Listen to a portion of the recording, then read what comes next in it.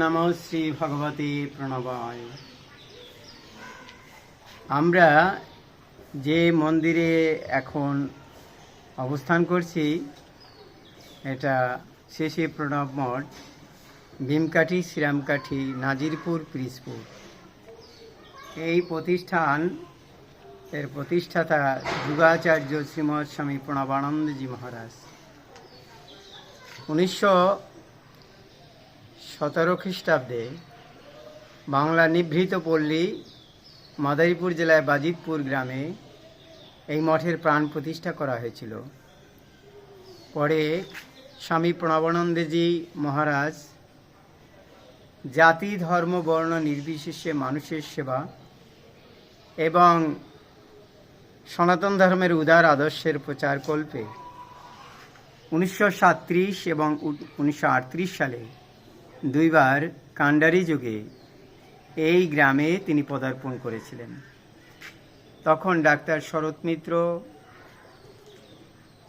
সখানাথ হালদার, নিশিকান্ত মাঝি প্রমুখ ব্যক্তিগণ তাকে একখণ্ড জমি দান করেছিলেন একটি সেবা প্রতিষ্ঠান করার জন্য। কিন্তু দুর্ভাগ্যের বিষয়, স্বামী প্রণবানন্দজি মহারাজ 1941 সালে দেহ রাখেন। তারপরে এখানে একখণ্ড জমি তার নামে পড়েছিল। পরবর্তীতে এই স্থানে স্থানীয় ভক্তরা ছোট্ট একটি কুঠি নির্মাণ করে এই মন্দিরে সূত্রপাত করেন এবং সংঘের পক্ষ থেকে 1989 এবং 1989 সালে আমাকে এখানে পাঠানো হয়। স্বামী কালিকানন্দজি মহারাজ, স্বামী দিগ্বিজয়ানন্দজি মহারাজের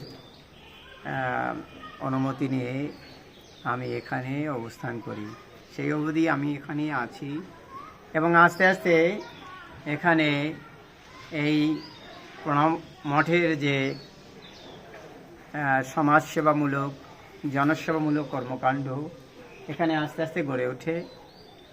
বিশেষ করে এখানে একটি শিশু বিদ্যানিকেতন, কিন্ডারগার্টেন 2000 খ্রিস্টাব্দে শুরু হয়। এখন বর্তমানে প্রায় 200 ছেলে মেয়ে হিন্দু মুসলমান পড়াশোনা করছে। এছাড়া এখানে অনাথ